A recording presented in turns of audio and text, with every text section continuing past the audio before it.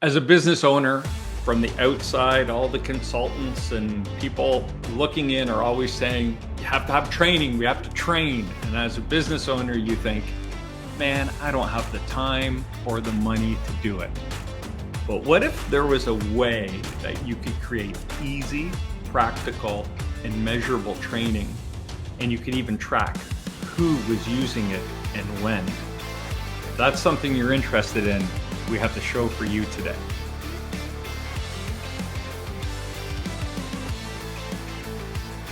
Welcome to the Key Hire Small Business Podcast. I'm your host, Corey Harlock, creator of Key Hire Solutions, where we help small business grow with our talent, and I'll be your host today. Before we dive into with our guest, Chris Dundy, I want to ask a couple favors. If you're listening to us on Spotify, Apple, watching us on YouTube, if you could hit the subscribe or the follow button, help us spread the word. We do this show for the small business owner, and any help you can give us getting the word out there, we would appreciate. So like it, subscribe, share, do whatever you can. We would appreciate it. And also, if you're listening to this on your phone, if you scroll in the show notes, the first line on there is send us a text. If you have any comments about the show or topics you'd like us to cover, send them through. We're here to help you. So if you have an issue out there that is on your mind, I'm sure it's on thousands of other business owners' minds too. So hit that, send us a text, you can voice to text us and say, hey, here's a great topic for your show. We'll go out, find an expert, and we'll cover it off. And then the final thing is under that, send us a text is my LinkedIn address. So click that link, connect with me on LinkedIn, and I will accept that connection request. All right. We did a show, 2 shows back. We did our first official roundtable, and man, it was a hit. I've gotten lots of comments on it. One of them here, Brian S. said, I think it was Young who said, do you want to be rich or do you want to be right? Something like that. Anyway, that soundbite has resonated with a lot of people, and we've gotten a lot of notes on that. Also had a lot of notes how they just liked having the panel and the experts and the people sharing different opinions. So we're going to be trying to do that roundtable every quarter now. Again, if there's any experts you want on there or any topics you want us to cover on those roundtables, keep us posted. And our last show that we did on AI with Aaron Christie, how he created his quoting process. Give that a listen. It's getting a lot of listens right now too. It seems to be a super popular show. So keep listening. We appreciate it. Anyway, on to our guest today, Chris Dundy. He is the CEO of Flagship LMS, a company that builds and manages e-learning platforms for associations, unions, and nonprofits. He's worked in the industry since 2007. He's lived in Korea, Japan, Philippines, Saudi Arabia, and Lebanon. Sounds exciting. All right, Matt, let's bring on Chris. Hey, how you doing?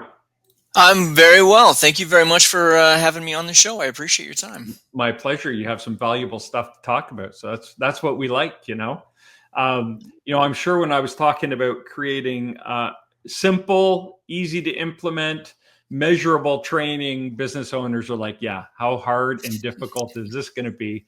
And what was really cool was when we initially met and you were walking me through some of these things, the use of technology and setting things up, it's really pretty cool.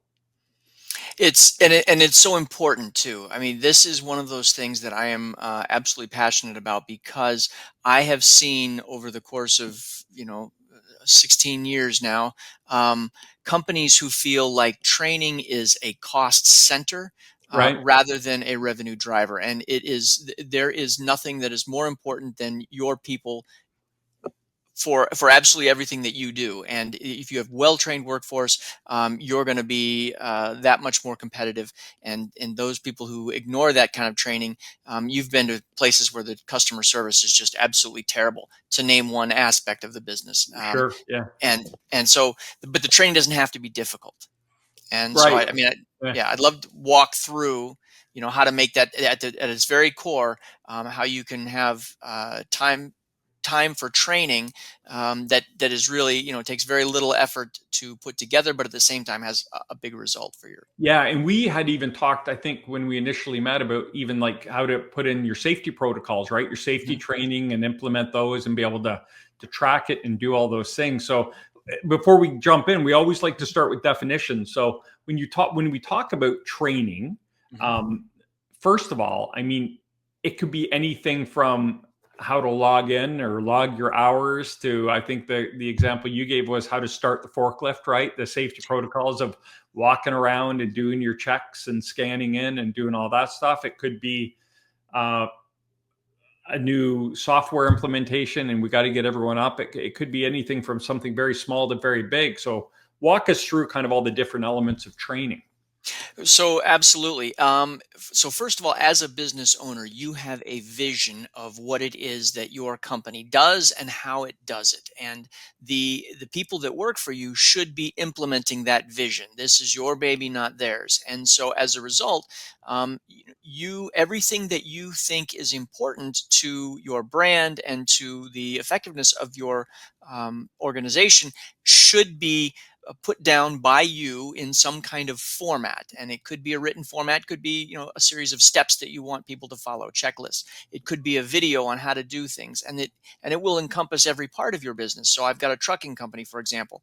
It's one of my clients. Their drivers who drive hazardous materials are required to have certain placards displayed in certain locations on the truck, and when they stop for fuel, they're required to do certain inspections and checklists, and all of this is mandated by the federal government and is accompanied by heavy fines if it's done improperly. Sure. So that's one thing that absolutely needs to happen, and so your workers must be trained, otherwise Right. you as a business owner face some severe penalties. But there are safety issues that perhaps happen in a warehouse. You mentioned starting a forklift. We have clients that have the procedures associated with starting and operating heavy equipment in their warehouse. That's certainly one. We have a client that does childcare, and so they've got, at the baby changing station, how to change a diaper. You can have training on how to answer the phones correctly. I've been on calls where I just wanted to reach through the receiver and grab the person on the other end of the line because their customer service was so bad. That doesn't have to be the case. And so by good training, you can then have everybody in your organization performing up to the standard or the measure that you set for them. It almost sounds like you're using training in some instances as like that consistency or continuity, or how McDonald's, a Big Mac in one country tastes the same as the other, right? And like it could be something as silly as the changing of a diaper, right? Like this is how we at our childcare facility change a diaper. That's our standard, right? When people go home, they're like, oh yeah, they do it a really interesting or different or funky way. It could be your calling card.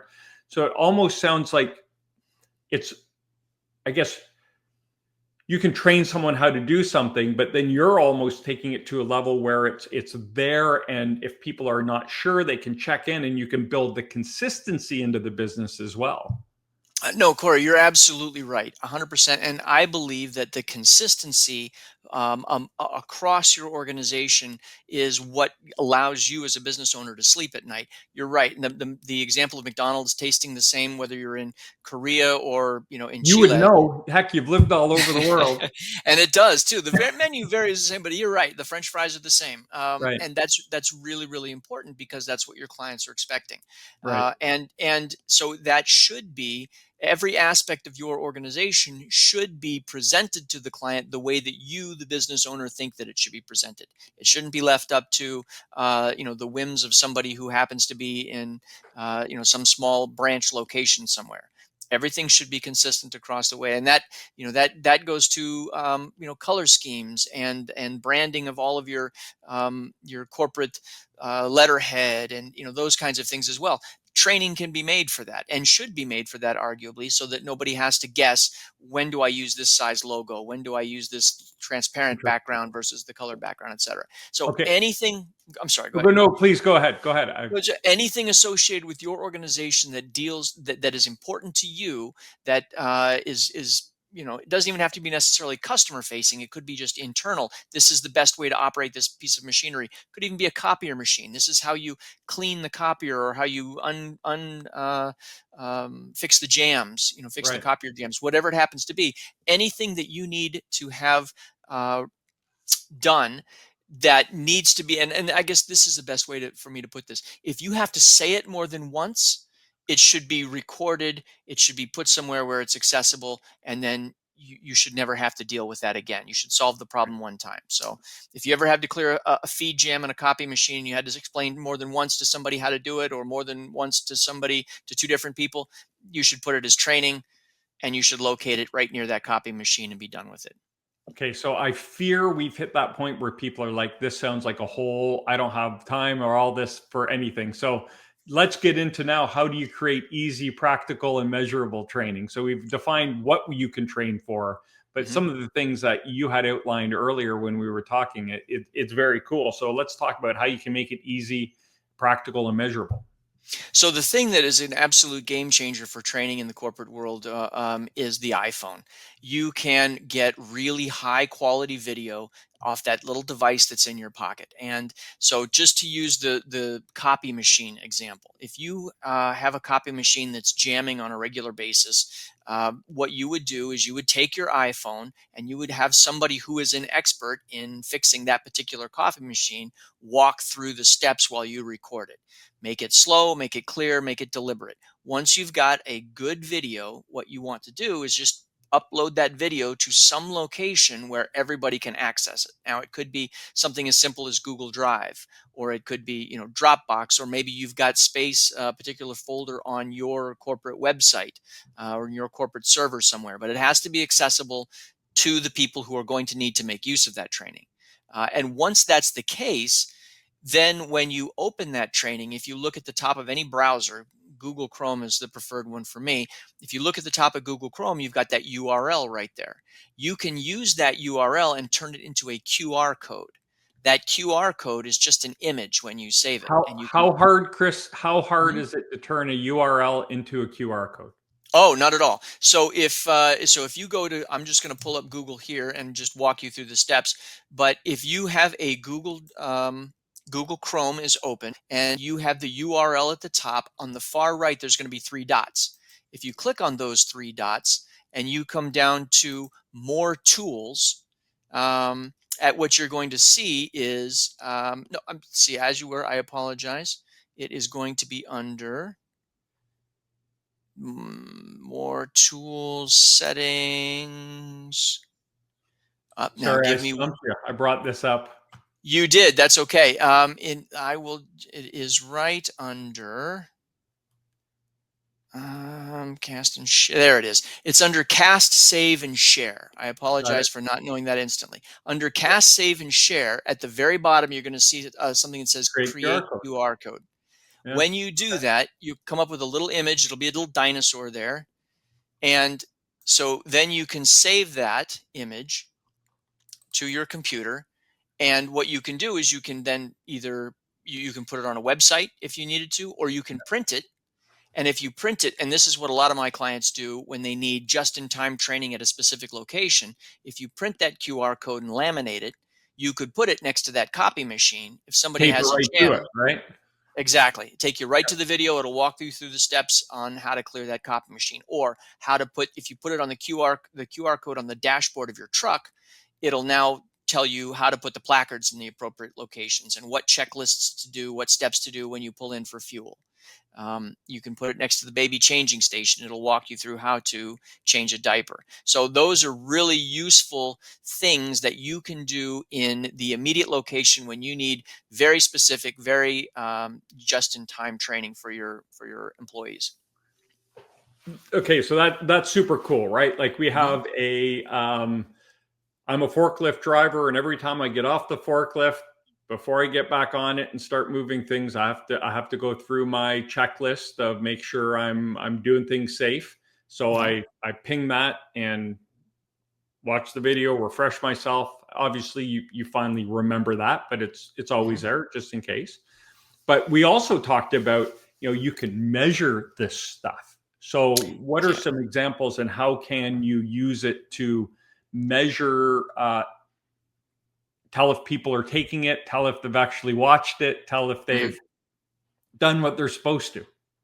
So before we jump into that, let me also mention that the QR code doesn't necessarily have to be just for videos. Anything that you can pull up on your Google Chrome browser, for example, a PDF can be, you can, if you put that PDF somewhere where it's accessible, you can take the QR code, and now people have that checklist, a written checklist that they can look at Okay. rather than having to watch a video. So that's important to note as well. Anything that you Okay. can have on Google Chrome, you can put into a QR code. Now, as far as tracking it, that's one step more advanced.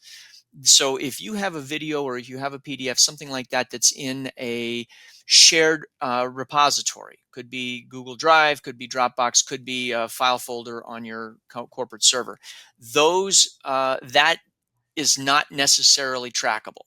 You're not going to be able Okay. to see when somebody accesses it and how much they've watched. In order to be able to do that, it's going to have to be located in a place which will allow people, which forces people to sign in, so that Okay. there is a particular account associated with that. And there are platforms, video platforms, that will allow you to be able to see exactly how long somebody has watched and where they drop off. It's a 4-minute video. Most people are dropping off at 2 minutes, that kind of thing.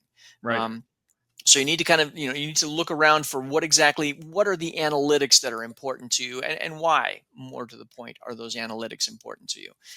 If everybody's operating safely, maybe it's not really important that you know how much of the video people have watched if you have no safety issues. Right. On the other hand, if you have substantial numbers of safety issues and the video is there, then it might be worth checking it to see if people have actually logged in to do that. My particular platform is the high end version. We're the kind of the Cadillac of learning management systems, and so we can do all of that and then some. But for those entrepreneurs, small businessmen who are just kind of starting out, small business people who are starting out, a platform that just allows you to see when links are clicked, for example, might be all you need. Right. Yeah. Okay. Very cool. And then you can also, if you want to make sure people are watching the video, you could always include a little quiz or test at the end, Sure, right? With the threshold, sure. they got to pass it or they got to do it again. It's like Hmm. getting your Absolutely. driver's license, your boater's license, or whatever it is. And there are plenty of platforms as well that will allow you to, you can put the quiz. There is another great piece of software for people. It's free for business owners. Well, it's free for anybody. It's called H5P. And h5p.org is a site that will allow you to take videos, for example, and they call them, the name of the interaction is called an interactive video. And you put the video in, and what it will do is, let's say you've got a 5-minute video, you can intersperse questions along the way in that Okay. video. They'll come up as a pop-up, and the video won't proceed until the user has to answer the question correctly. And so Okay. that's another way that you can make sure that people are seeing the whole video. That H5P interaction, you can either use it on their website, or it's a downloadable HTML file, which allows you can embed that into any web page. So you can embed it into your corporate website. You could embed it into a Google page. You can put it pretty much anywhere. And so that's another really useful method of allowing people to see the video, but you as a business owner are also able to track and see how many people are completing, correctly, are actually absorbing that knowledge. And if you had like a firewall or whatever on your website where people could sign into the back end of it, like employees, to do this training, or a Hmm. training section on your website, you can create that training on that H5P and then just embed it on web pages behind that sign-in page and have it all there. You will, and typically your corporate IT department will have the ability to. They will. I'm the guarantee they'll be able to Yeah. log all the actions on that site, Yeah. so they'll know who is accessing that, and when and what time, etc.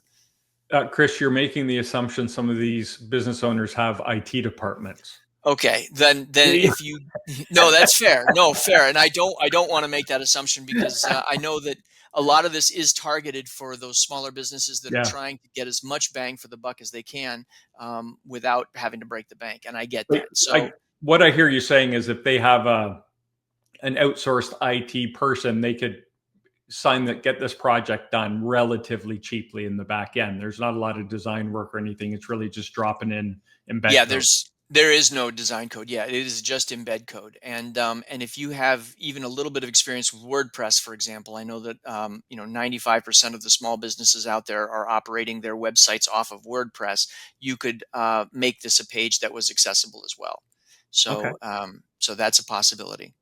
Very cool. I think so. I think we've defined what it is. I mean, it could be anything, like you said, from shooting a video on your phone, Mhm. uploading it, creating the QR code, printing it, taping it, laminating it, and sticking it on whatever, the copier, the forklift, the Mhm. whatever. Mhm. I mean, it doesn't get more simple than that. Or you could get a little fancier and use this H5P website and create interactive videos with questions and put them Mhm. in a training section on your website. Mhm. So as you've gone through this, obviously you've done this a lot.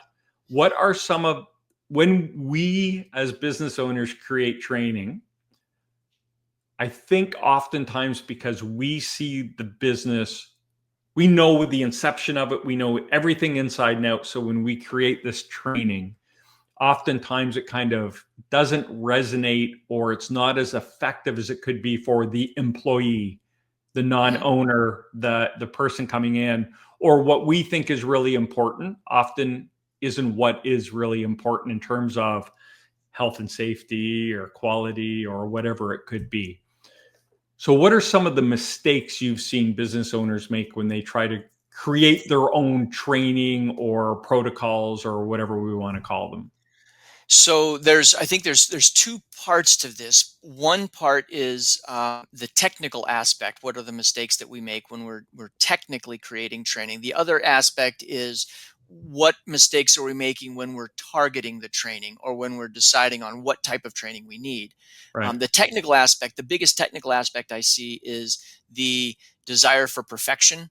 There's two issues. The first one is the desire for perfection. Perfection, is the enemy of the actual training itself, because you'll spend so much time trying to get it perfect, you're taking away time from the rest of your job, and you're just not getting the training out when it needs to happen.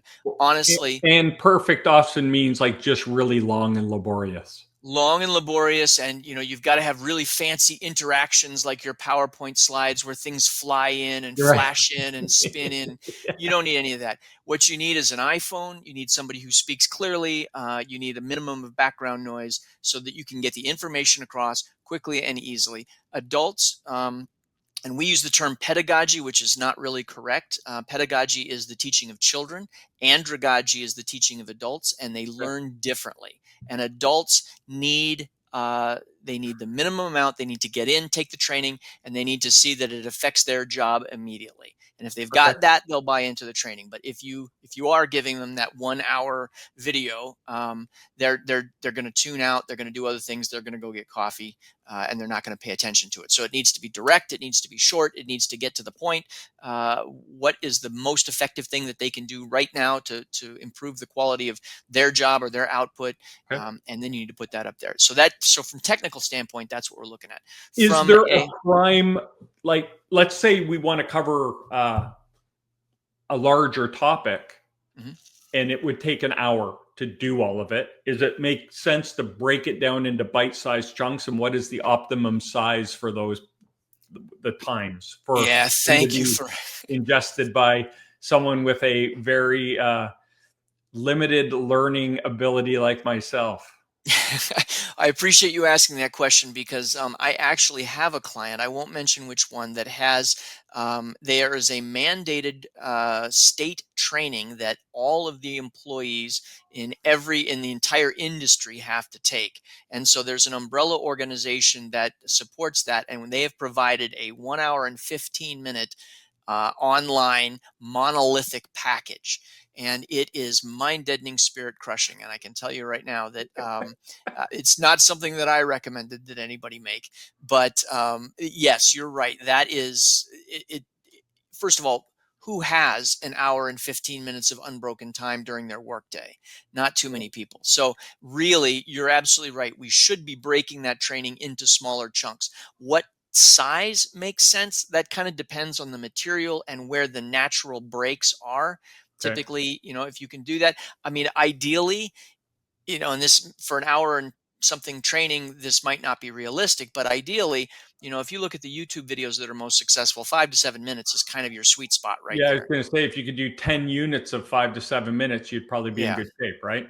that would be good. People are also able to fit that in between meetings or something. They can do another set and get it over with, I and it don't makes it a know, little bit more manageable.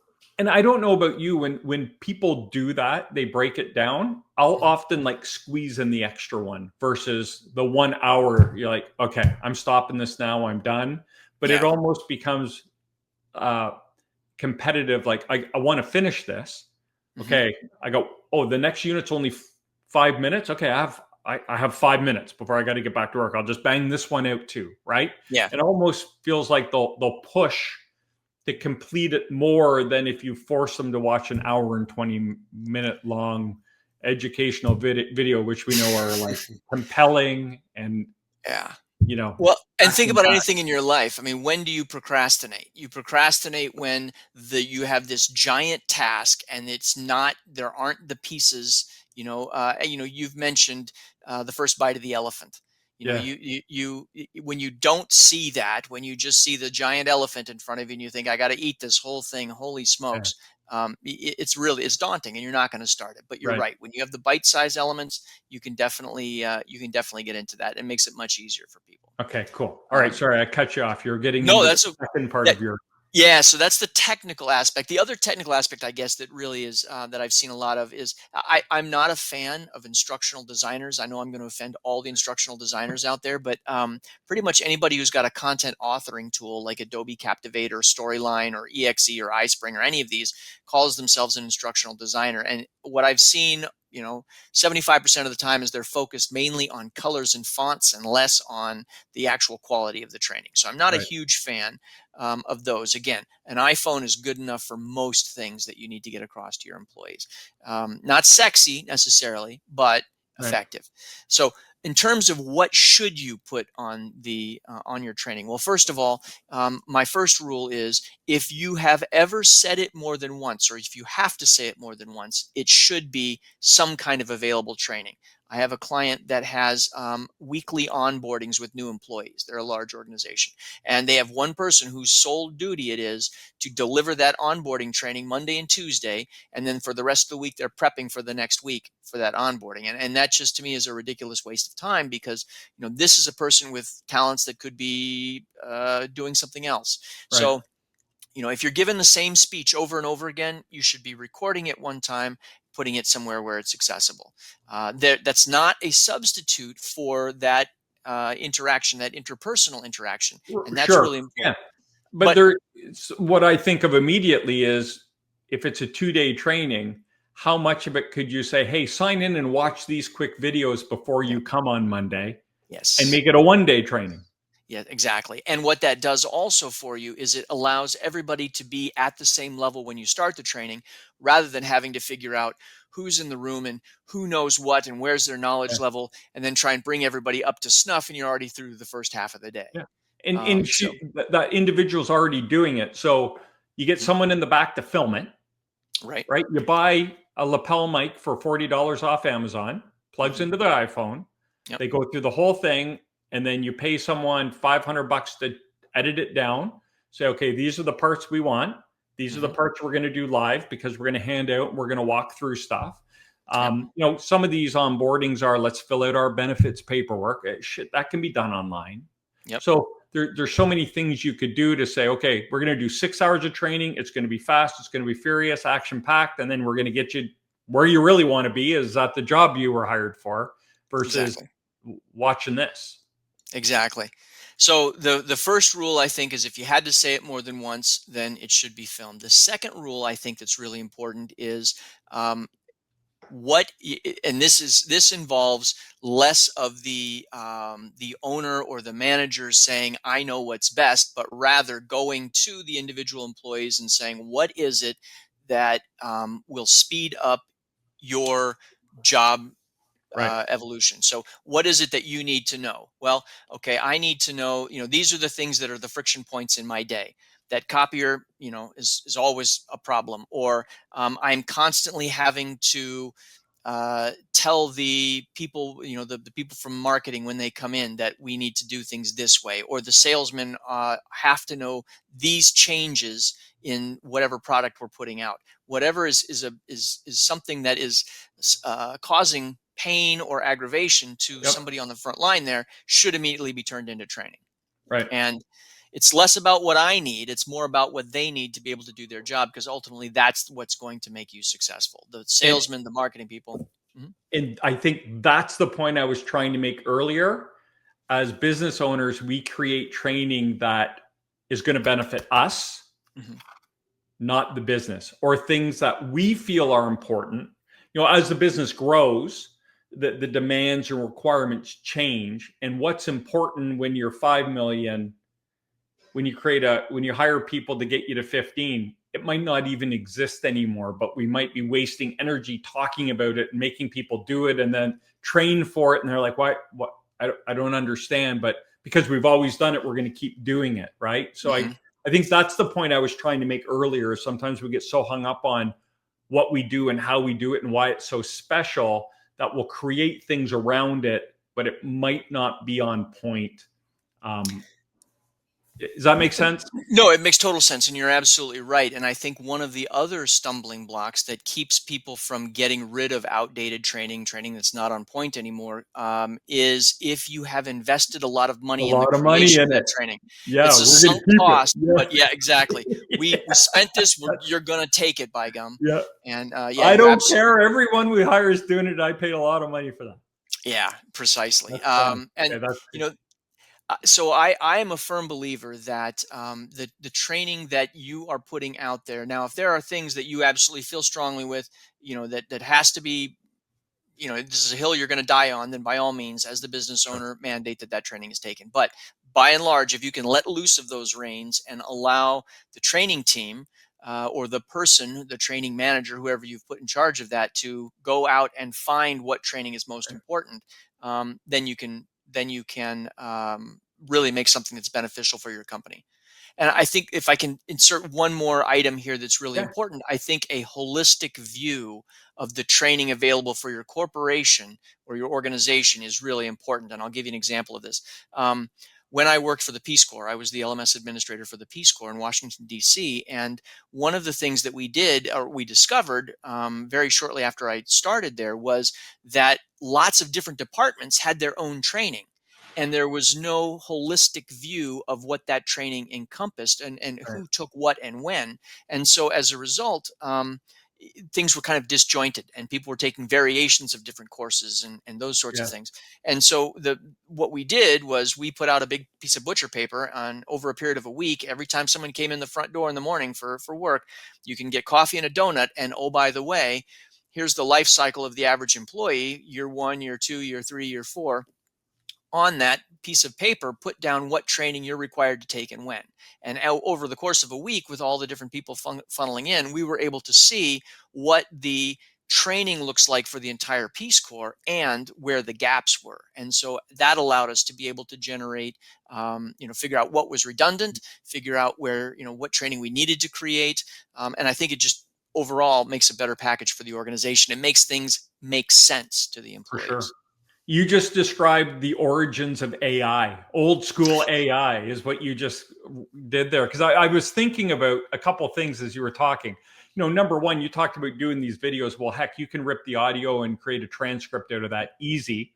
Then go into AI and say, turn this into a 10-step process, Yeah. right? And Yep. it'll spit out the verbiage. So then you can Mhm. then laminate that and tape it instead of the QR code, right? Step Mhm. by step stuff. Yep. So the video is not totally wasted.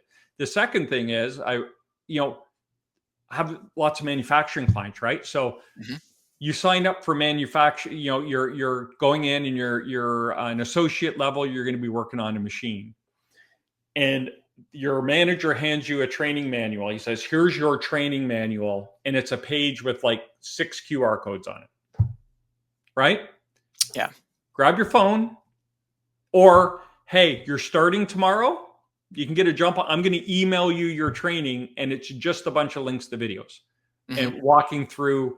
Okay, here's how you turn on your machine. Here's how you do your 5S. Here's how you punch in. Here's how you order a job. And don't worry, everything has a QR code. So if you have any questions, you just scan that and it'll remind you of the process.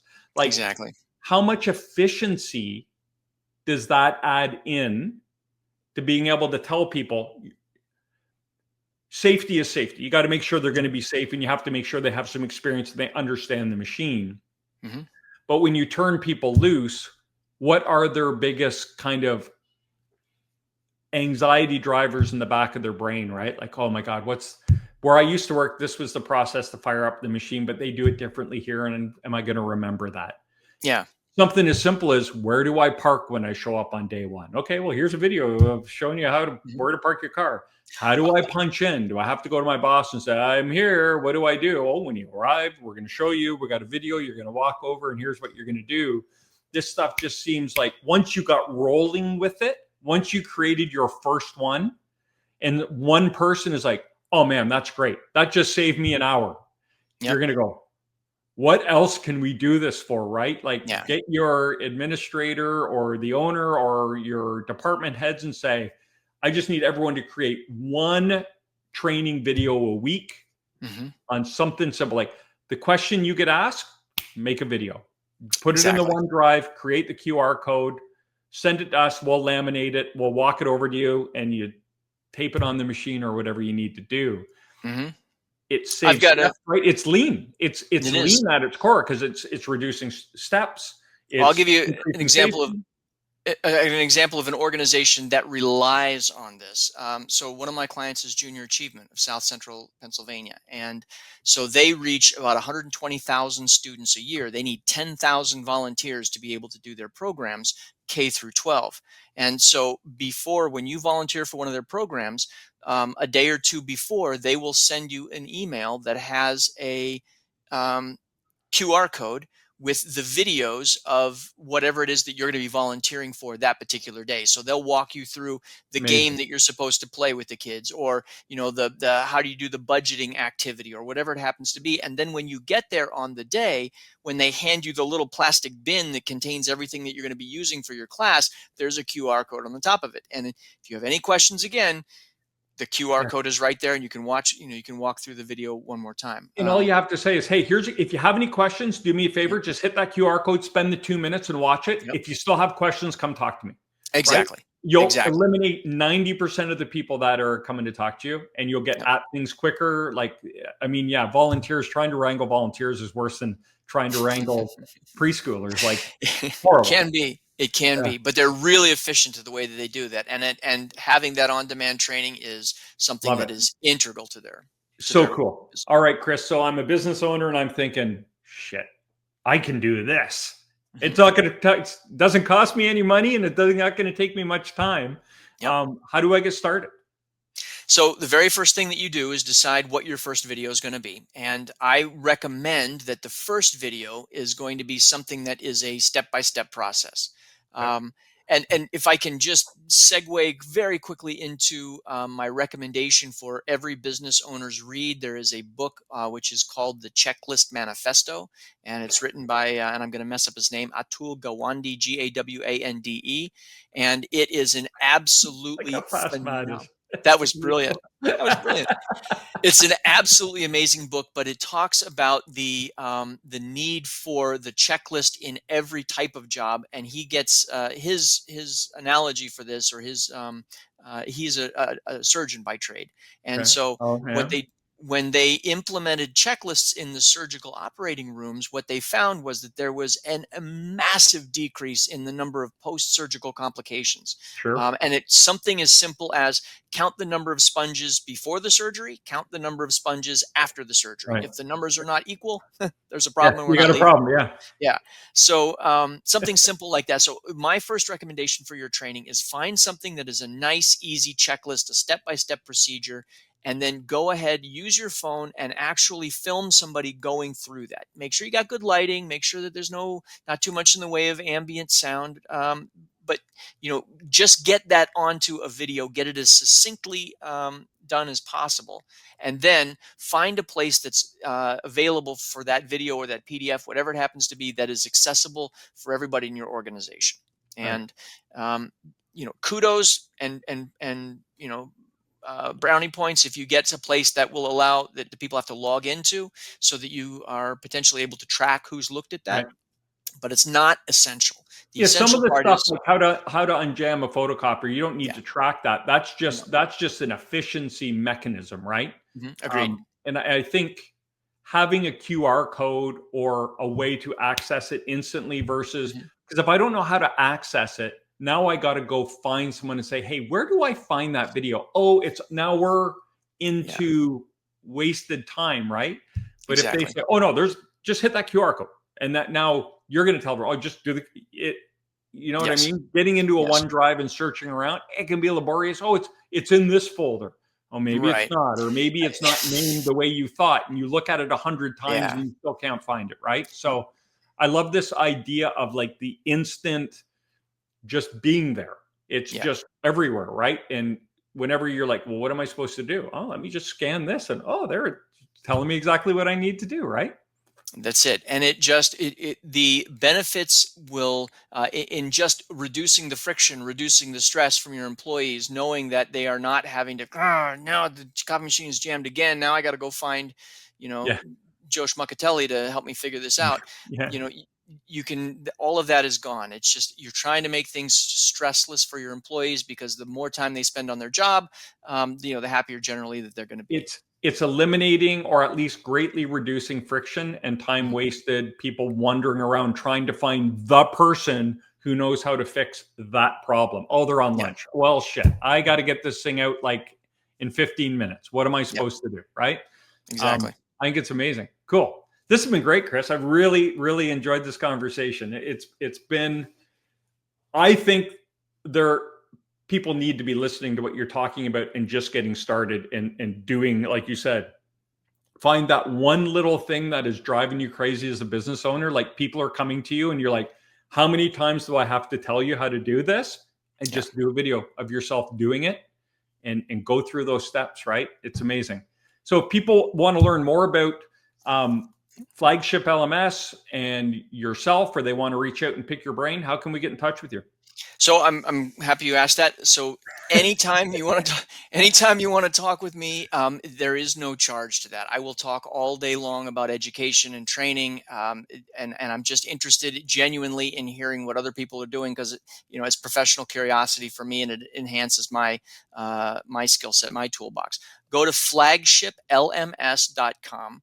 And in the upper right hand corner, you can schedule a call with me. Again, absolutely no cost. I would love to sit and talk with you, even if it's just you asking some questions about the easiest way to find a QR code. It's something that I think is worthwhile for my time, just to sit and have a conversation with you Sure. about education. All right. Well, Chris, thanks so much for your time, man.